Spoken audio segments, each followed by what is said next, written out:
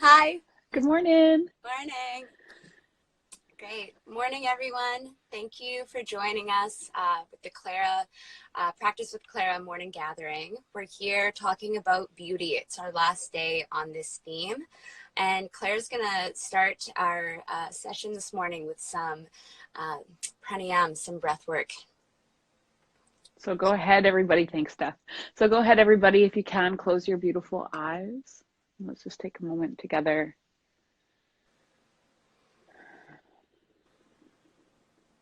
Taking a couple of deep breaths and allowing ourselves to arrive in this moment.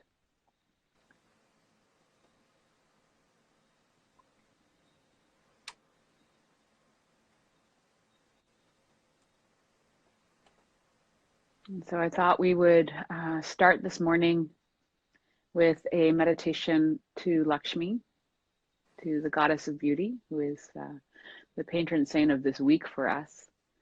And so I'd love you to envision a flower of any kind at your heart center.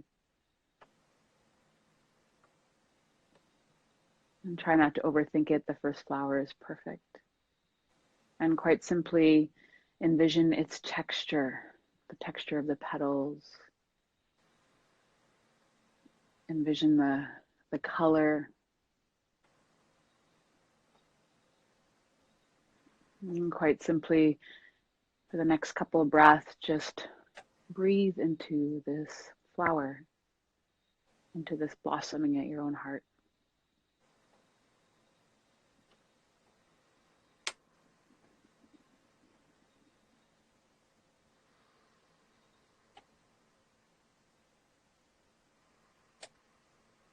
Especially in a time like this, may we continue to seek beauty within and without. May we continue to observe and breathe into our own unfolding, our own blossoming, for even in hard times, growth can occur.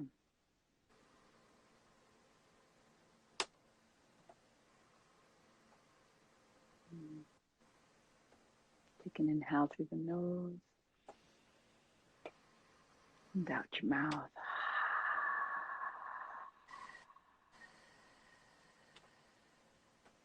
And slowly opening your eyes. And hold on to that flower if you can as we talk together today. Continue to breathe into it. And so this morning, what we thought we would do, and we'll probably do on Fridays, is answer any questions that you have.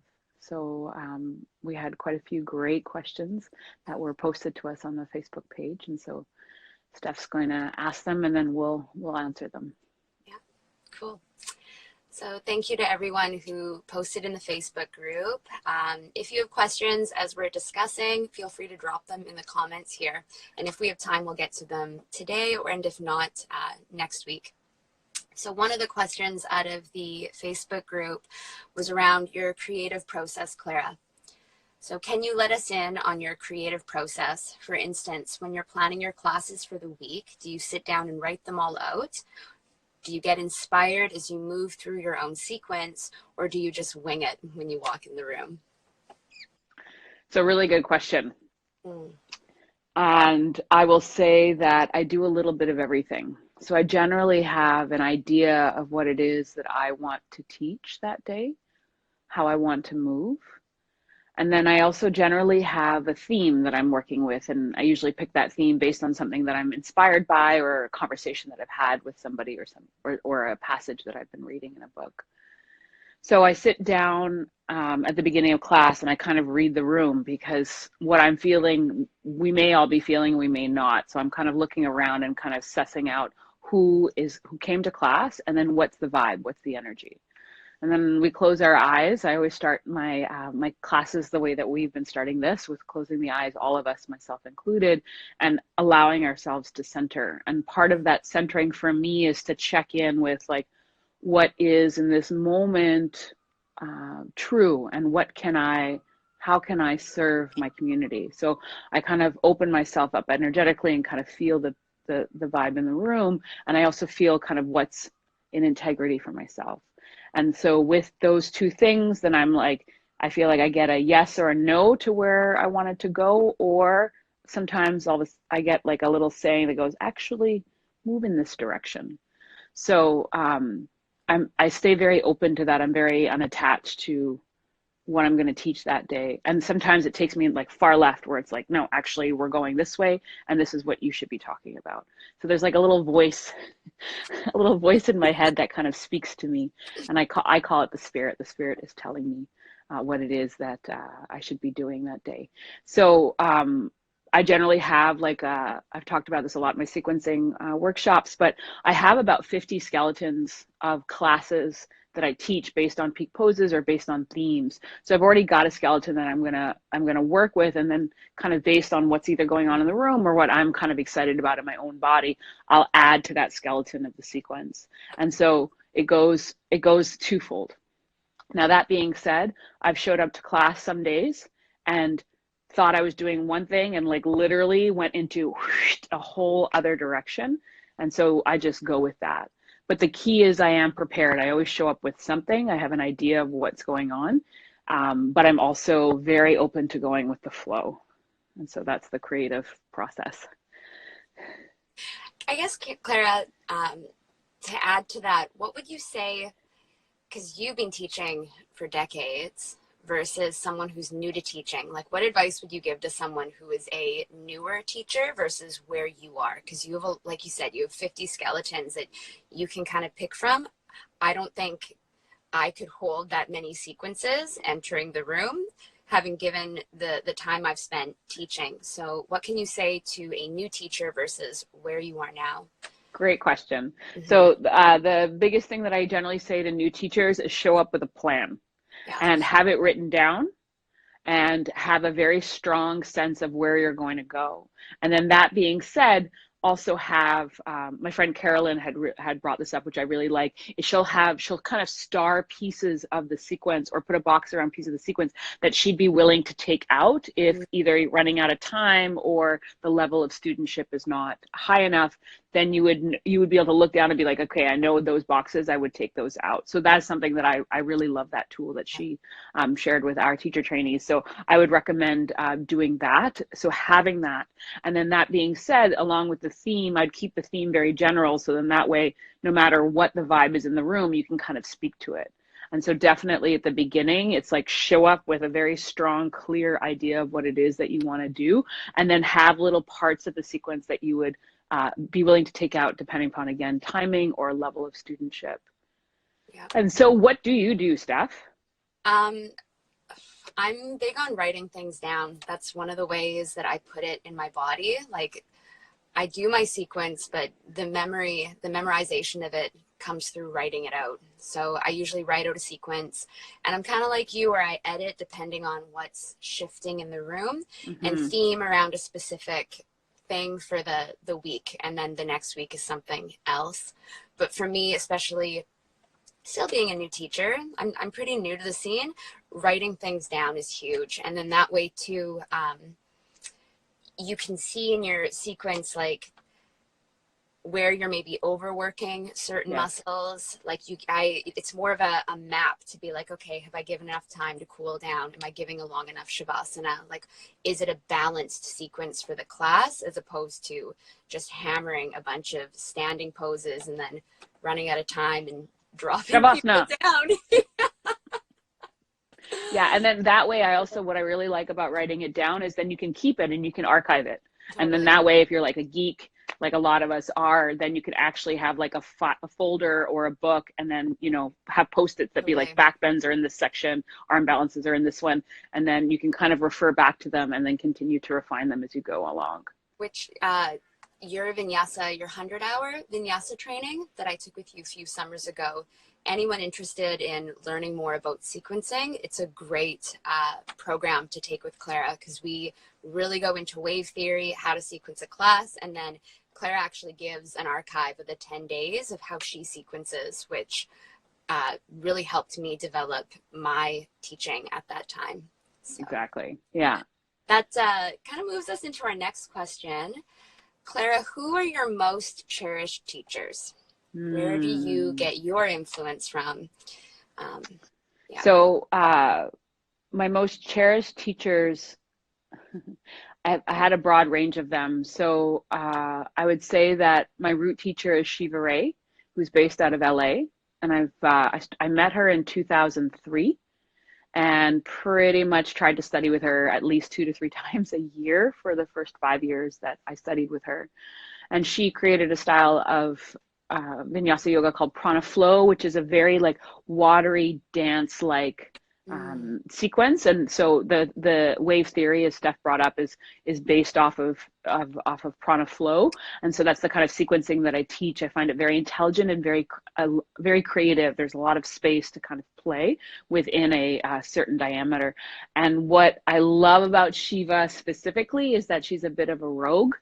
Most of my teachers are, in the fact that she mixes all kinds of things. So she studies a martial art called Kalari Payat, so she brings that in. She has a PhD in world dance, so there's like a bit of African energy that can come in. And I feel like she really, her whole thing is embodying movement as a sacred offering to the divine. And I just like, I just resonate with that so much. And the music, her music is always like spot on, which I feel like as somebody who really loves to dance, it's like so helpful when you have the right music. So those would be the two biggest reasons that I love Shiva. And then my other biggest influence would be a woman named Stacy Brass. She owns a yoga studio in New York called Yoga Maya.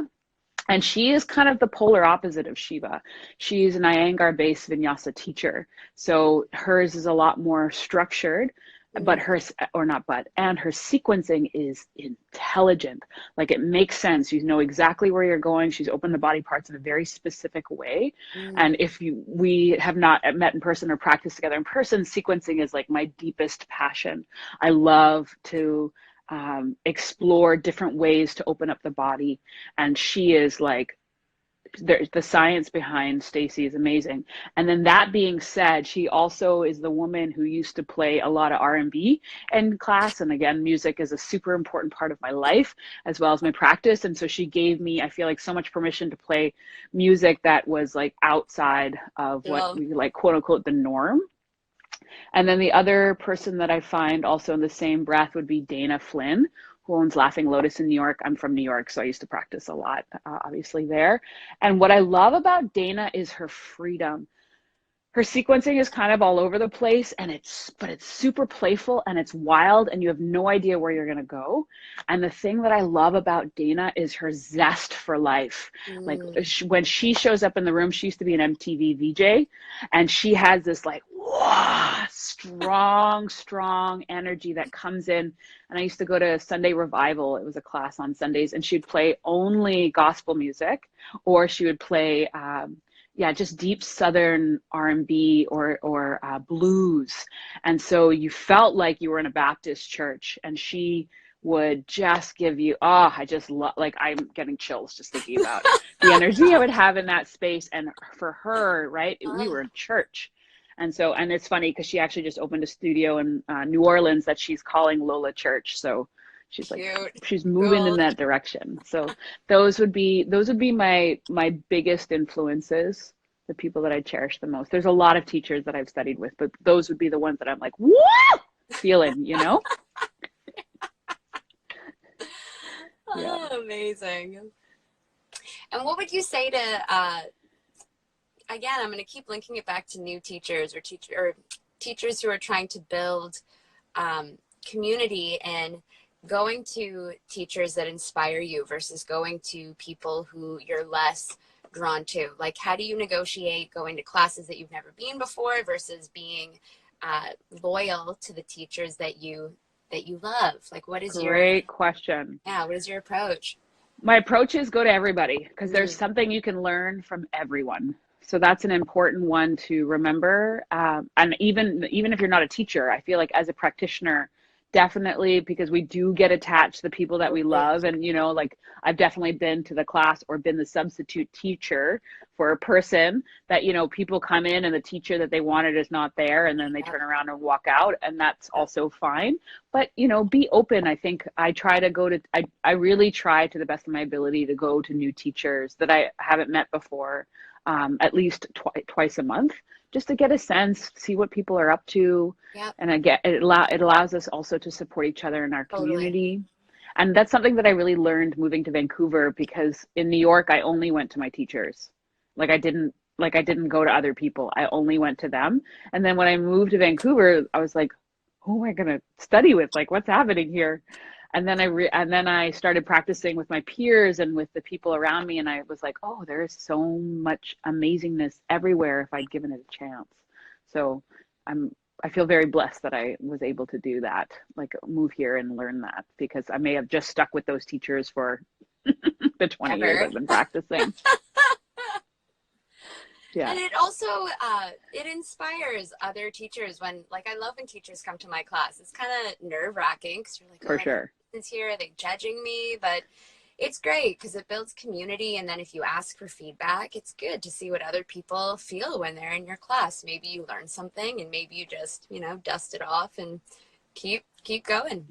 That's something that I like that you really brought up, is ask for feedback. If you have teachers who come to your class, ask for feedback. A great way for us to keep each other honest and for us to grow as a community is to be like, what do you think? Yeah. What would you have done differently? So I highly recommend that. I'm so glad. It's one of my favorite things about you, Steph, is when I come, you're like, give it how did it go? What did you think? Yeah. And then we have a good chat about it. Because it's not personal. It's so subjective. Like someone might go to, the R&B class and be like, I hate this music. I've had students like, why are you playing this? This is not a yoga song. And I'm like, yes. Sorry, I just don't come. It's not for you. That's cool. Cool. Okay, so next question. We're good. Yeah. How do you film, then voice over your yoga videos, Clara? Do you record the yoga practice first and then do the voiceover for your classes? Or do you record the voice first and then film yourself based on your own instructions? So more tapping into your online platform, the classes. So I would say that pretty much every single video I've ever done, I generally do my own practice and then do the voiceover afterwards. So I watch myself and I essentially say what it is that I see on the screen. And then that being said, I've been working with a great community called Sanctuary Studios in Seattle, where they're doing classes in a room, but recorded beforehand. And for them, what they wanted me to do with them is do the VO first and then do essentially my own class to my voice. And that was the first time. So I did that, I think, in February with them. And I'd never done that before. And it proved to be interesting. Some of it I liked. The vinyasa classes, I didn't love doing it that way, because I will say that I always have a sense of what I'm going to do. But when I start shooting, I allow myself to be in the moment and have the creativity and the space to be creative to do it. So when I had to listen to my own VO, I was following a very regimented sequence, which is totally fine. It's just not my favorite, because a lot of it is sometimes I'll be in down dog or something and I'm like, oh, I feel like doing this now, and I do it. So that being said, it can be actually harder in the VO because sometimes I don't even know where I'm going. Sometimes I'm like, oh, I start talking the VO and I'm like, oh, Clara on the screen is doing something very different. So it proves to be a little bit more of a challenge. So if you are looking to create online classes, then you may want to do the VO first, because it's definitely a lot easier to follow yourself versus figure out where you're going. So do the VO, do the voice, and then play the voice and do your own class is basically what you're saying. That's what I would recommend at the beginning. Got you. Yeah, it's a lot easier to do it that way. I can kind of think on the fly, so I've been able to, and I've been doing it long enough that it's easy for me. Yeah. But generally, what specifically Sanctuary found, because they've shot a couple of us, that it was easier for the VO to be done first and then for us to follow it. Got you. Yeah. And I have a question kind of going kind of alongside this. So your latest class is with students of the Leela community, the Crown Chakra Flow, where I recognize some of the yogis in the video, and the classes with Alejandro that are on your site. So are you sitting there live guiding while they're doing the practice, or is that done in two different pieces as well? Or are you, recording VO and video all at all at once? How does that look? I'm teaching them right then and there. So Got we you. have them. Yeah. So, because I'm super pregnant, I can't do a lot of the things that I'd love to be offering on the online site. So we've gotten creative, and yeah, my husband Alejandro has been my model so willingly and beautifully for quite a few of the videos. And then when we came back into town, we recorded with some of our amazing community here. And so literally what we're doing is we have them on video, and I'm sitting beside them with a microphone, and I'm teaching them. And Cool. so in that way, you'll probably get the sense, and I've gotten some feedback that it's been a nice change for me doing VO with my own body versus teaching it to people, because my energy is different, because I'm feeding off of the students as we're going through it. So I'm excited to see what we're launching that. We launched it today, the Crown Chakra one, and it's the first one that we'll be launching with our community of people. And we've got quite a few videos that are coming out with them. So I'll be curious to see what people think. Yeah. It's really interesting with the modifications that are expressed. Like, as a viewer, what's cool is with more than one person, you're getting all the different levels and adjustments that the yogis are doing for themselves. So just some background for people. The class today, it's an intermediate class, but you can modify, and also based on what's happening in front of you. So there's 3 students doing kind of like 3 different variations. Yeah. All their own variations, which is great to be to see the visual variations and modifications that are aligned with the flow you're teaching. Exactly.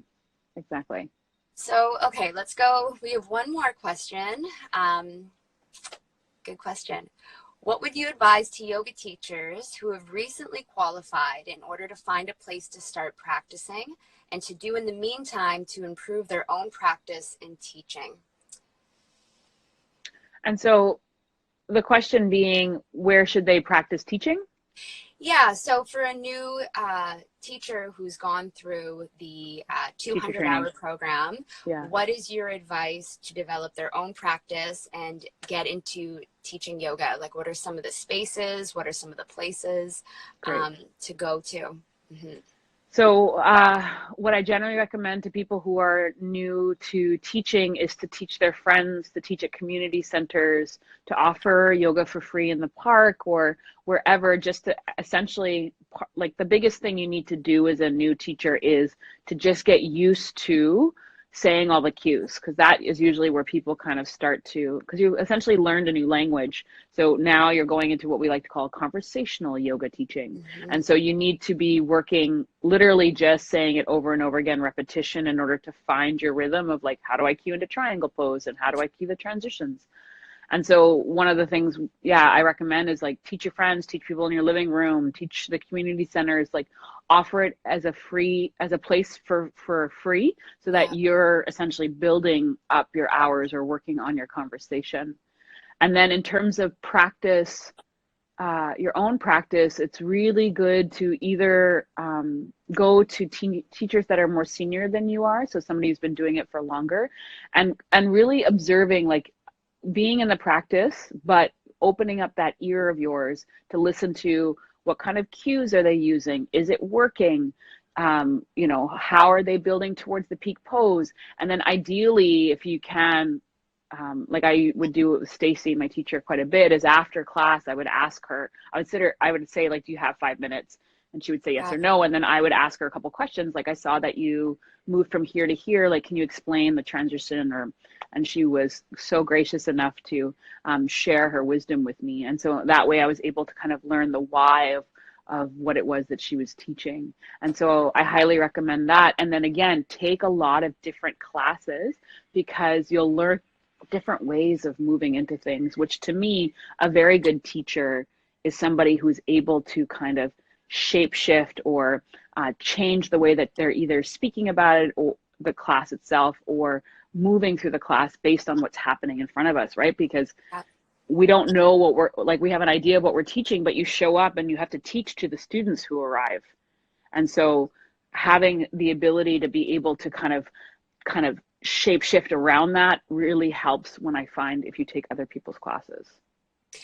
And advice you gave me in the beginning, which helped me huge, that one part of it I still do currently.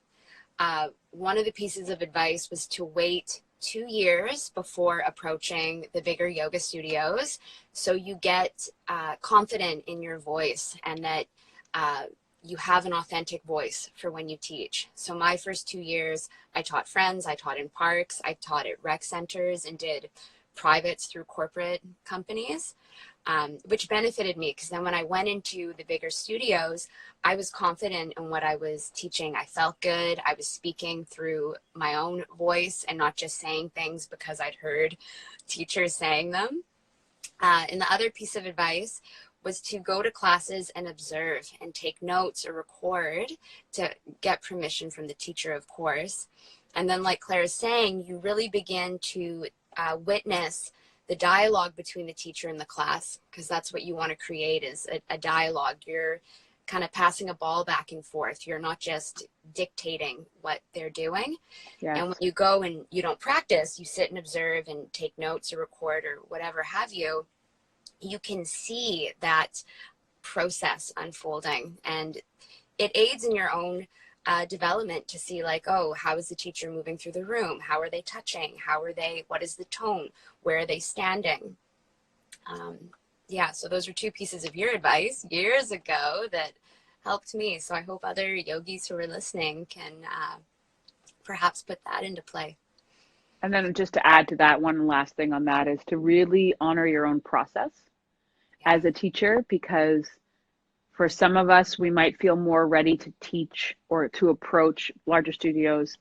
And for some of us, we might need more time. We might need 2 years. We might need 5 years. You know, it really depends. It's very individual. So to really, to the best of your ability, not compare yourself to your peers, especially those who came in through the same program as you, and to allow yourself to unfold as a teacher in a way that is very authentic to who you are. And so knowing that, like, we all learn and move and evolve in different ways, and so to honor that in a loving way versus comparing ourselves to our peers. Great. Yeah. Well, thank you everyone for all the questions. Those were great, and Clara, for your answers. If we didn't get to your question today, we will come back to it next week. So Fridays will always be Ask Clara Anything. Wednesdays, we'll talk more about the business of yoga and how to run your business, even if you aren't a yoga instructor. So those are our two big question days for the community. If you have any comments or feedback, Facebook is where we're directing all of the conversations.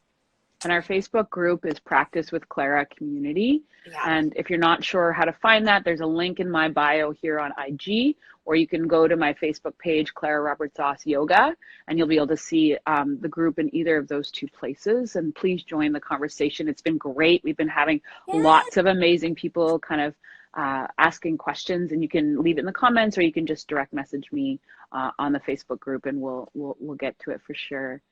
And so what I'd like to do is I'd love to end today with just a couple of questions, a little bit of homework, let's say, for this weekend. And if you can, share your findings with us on the Facebook group. Again, to create community, our biggest vision around this Facebook group was just, because we're all in these rooms by ourselves, it's a nice way for us to come together and to continue having the dialogue, even though we're not in the same room. We're sharing physical space together. So we'd love you to be a part of the conversation. Steph and I are very active on there. And so the questions, kind of coming back to the theme of beauty. So the homework for your weekend is, on the first day, we talked about something called the beauty report, which is something I learned from Anna Forrest. And the idea of the beauty report is to share 3 things that inspired you. And they can be physical things that you saw, like nature. A lot of people, we asked people to actually post, and we got some beautiful photographs of nature walks that people were on. So it could be nature. It could be a passage from a book. It could be a poem that you've written yourself. It could be a meal that you've cooked for your family or for yourself. But we'd love you to share your beauty report with us, and I'll write it on Sunday and say, you know, what is your beauty report for for the week or the weekend, and you can either share photos on there or just simply write it out. And let's be inspired by each other, because that's one of the biggest things about beauty that we're into is may this inspire us, especially in a time that is very challenging and that can keep us in a little bit more of a negative or heavier space. We can also find lightness. So I'd love a beauty report, which are 3 things that you that inspired you this weekend. And then my last question to you is, if you were going to create something, what would it be? And either you'll create it this weekend, or you'll quite simply ruminate on it and just share. I would create a book, or I would create a meal for everybody, or what would you create? And if you have the time and the space, work on creating it this weekend. And if not, quite simply just think about it and then share it with us. And we'll do the same. Steph and I will share our beauty reports, and we'll share either something that we've created this weekend or something that we've been thinking about. Great. So bring your hands into prayer, and I'm just going to show you. Let's do Padma Mudra. So keeping the pinky fingers and the thumbs together, open up the rest of your hands. Padma being lotus, which is Lakshmi's flower, and then bring it down to your heart. And then close your eyes, and just for a breath, come back to that flower that, if you were with us at the beginning, come back to that flower that you envisioned at your heart. And if you weren't with us, great. Think of a flower at your heart, and maybe it is a lotus or a different kind of flower. May we continue to blossom. May we continue to seek and create inspiration, not only for ourselves, but for our communities. And through inspiration, may we cultivate faith and hope. And slowly bring your fingers all to touch hands in prayer. And then open your eyes. Have a beautiful weekend, my friends, and we'll see you next week. Thank you. Thank you for joining us. Thanks for all the love down below. I've gotten some great questions and some sweet hearts kind of floating up the sides, and we appreciate you being part of the conversation. See you next week. See you. Bye.